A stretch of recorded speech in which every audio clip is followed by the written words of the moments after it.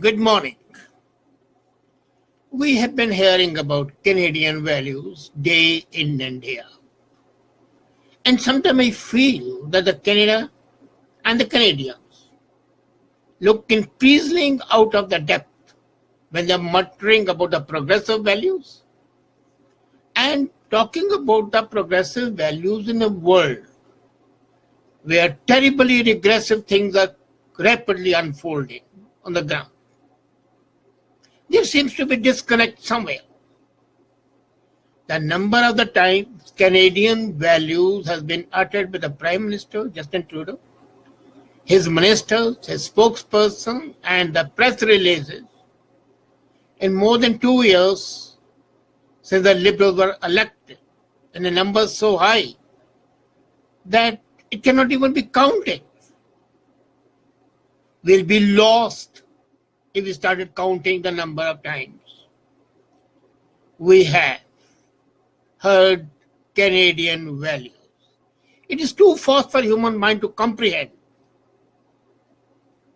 It's like talking number of miles between the Earth and the Neptune, or one of those highly unrealistic mathematical terms like under decillion. So it's reliable to understand that this term has become a cover-up. It's a rhetorical voice which is meant to dull our nerves and our senses. We are lost in the cacophony of Canadian values and fail to understand the underlying reality. We cannot understand what they exactly mean by the Canadian values. Is it that you condemn your most vital ally in the world on something like you don't want to do yourself? Imagine going back on your own words and then taking an action which is absolutely not in consonance with what the Canadian values are. The Liberal government has talked of the Canadian values, as did the Harper government. It has become a habit with the politicians to talk of the Canadian values, to create confusion. It's like, the missile being misdirected by flicks. And then, I was amused when the concept of the Canadian value was abused when the voting in the UN was to take place. It was a last-minute decision that they changed their vote from no to abstain. They had decided to say no. The Prime Minister's advisor, the top foreign policy advisor, Omar al-Gibran, comes from Palestine. He had the Palestine house here in Mississauga, where 22 immigrant families supposedly used to live till immigration department put a stop to that. So when Washington put into practice an act of Congress approved by the then president and all these subsequent presidents for 22 years to accept a fate and comply that Jerusalem is the capital of Israel. And that fact, accepted 22 years back, was simply implemented. As a matter of fact, Canada's long-standing position is also that Jerusalem's status should be resolved as a part of general settlement of Israeli and Palestinian dispute. Agreed. But that's exactly what Trump said in his statement, that moving of the embassy in no way violates the commitment to the ultimate decision on Jerusalem as and when the two parties decide. The vote was unfortunately in the United Nations not about Canada's position on the status of Jerusalem. Vote wasn't on this issue. It was whether Canada's position is about the right of US to move its embassy to Jerusalem. And the Liberal government couldn't find any meaningful value to express on that. Historically speaking, why are the Muslims interested in Jerusalem? It's a political mockery of Islam. It's ironic that Islam had no major religious significance. Jerusalem had no major significance for Islam until it came under the political control of the Jews in 1948. Muhammad changed the Qibla to Mecca, effectively nullifying any religious significance that Jerusalem may have for Islam. For centuries thereafter, Jerusalem played no role in Islam.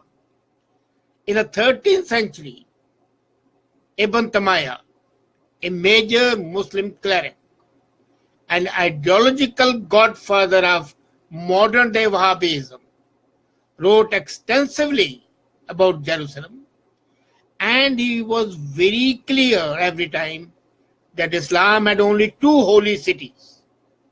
One was Mecca and the other was Medina. Jerusalem never figured in the holy cities. So what is so sacrosanct about that a Qibla with a Muhammad abolished and abandoned in his own life?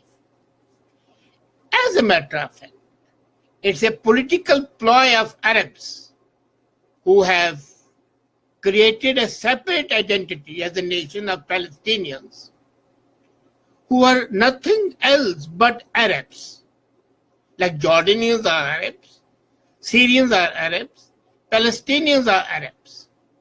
So this identity has been created only to claim on a side which is holy for the Jews.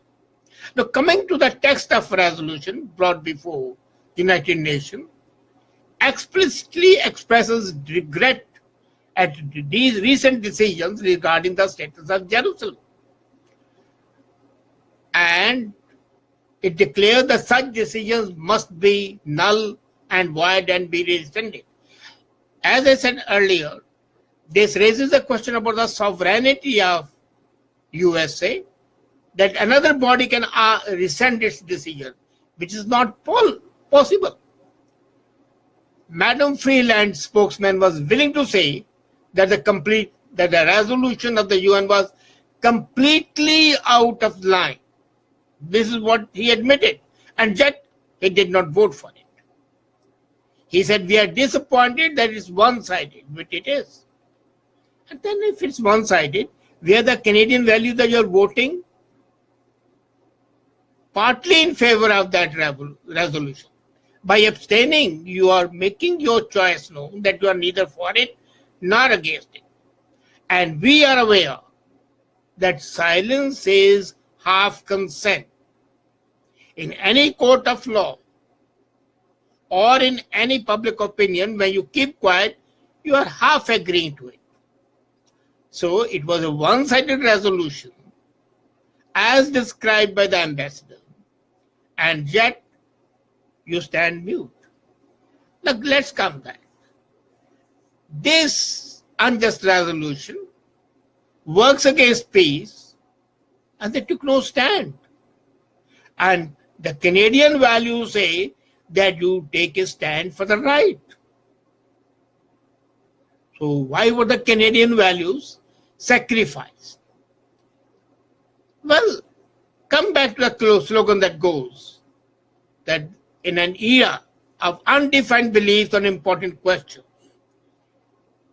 in the word, passivity is hallmark of so-called honest brokerism.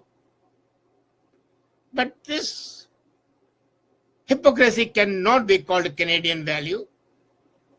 There are millions of Canadians today who are unabashedly pro-American and pro-Israel, and a solid number who are just as American and anti-Israel.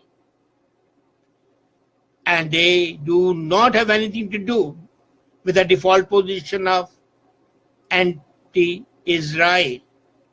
And then the stand of the government goes against its own stand when they say that they are strongly committed to the preservation of Israel. On the one side, they want to preserve Israel, then they are supporting others like Iran, which said that it will wipe Israel from the face of the world. United Nations Ambassador Haley was very clear about its security policy. And now that Trump government has taken a firm decision on more than one unforgettable policy decisions, and its decision on Jerusalem, with a pile of the UN members that followed, managed at the same time to refresh our memories. What a ludicrous parody of United Nations has become now. Was it the intent of the original makers of the UNO? What was supposed to be a rebuke for US actually became a matter of pride for Trump. It has worked the other way around. The vote was accompanied by denunciation of US and Israeli policies. President Muhammad Abbas declared in Istanbul 2 weeks back that he would turn the UN into his weapon against US and Israel. And this resolution was the first use of that weapon, unfortunately aided and abetted by the so-called democracies, like countries like Australia, India, Canada. India went the worst way by voting against the resolution. That was the classic betrayal. You remember I had talked about the quadrilateral that is sort of being established in with Australia, Japan, India, and Israel form the basics of that quadrilateral. And when the three countries gang up against one country, that quadrilateral cannot exist. Their myth of Mosque of Jerusalem, Aqsa Mosque, is not a mosque in the Islamic sense. It became holy because all the prophets from Moses and Jesus were there. Islam accepts them as prophet, so now they are holy, but they never accepted it. You remember that the prophet and his followers prayed, faced towards this Jewish holy cities after Hijrah. But then Muslims were told to turn their face not toward Jerusalem, but turn their face to Kaaba. So they never faced any loyalty toward Jerusalem for 1400 years. And no Muslim ever prayed in Jerusalem till it was conquered by the second Caliph, although there are no restrictions on Jerusalem. As a matter of fact, Christians were masters of Jerusalem. And later on, the Arabs became the master of Jerusalem. So historically, that's not. Now, what's the reality? The reality is that Jerusalem is the capital of Israel. The reality is that it is the inherent right and internal decision of any government to decide the capital of the nation, and other nations have no right to interfere in that. The reality is that President Trump has a right to place his embassy in any city he likes, most probably and most possibly in the capital if he so wants. It's remarkable to see how this city has remained in the news. It was this city in which Abraham sacrificed Isaac. The God did not make him go through it. It was in this city that God sacrificed his own son, Jesus Christ. So God's emotions about Jerusalem run deep. This city was capital of Israel during the time of King David and Solomon. And now coming to Canada, Haley's remark that US would remember who voted against it is definitely a question mark for this government. What would happen to NAFTA? One action and the import duty on Bombardier was raised to 300%. Another action and lumber dispute is causing us a loss of $1.3 billion per year. Ottawa needs to keep relations running smoothly with Washington. We hope that this absentation does not upset Trump and his team. Canadians should be upset. 6 months ago, in a House of Commons speech, widely applauded for its clarity in confusing time of Trump, Freeland promised that her government was ready to stand for the cherished Western values if others would not. But defending our closest partner's sovereign right to place an embassy in the capital of another strategic partner, we find both values lost, is a bad faith behavior. And it is a slur on the Canadian values, which maybe unknowingly the government has failed to uphold. Let's not talk about it, but let's learn a lesson that when the politicians talk about the Canadian values, they don't mean Canadian values. They mean either confusion for themselves or an attempt to confuse you. But sometimes this betrayal of values can be nationally very costly. Let's beware.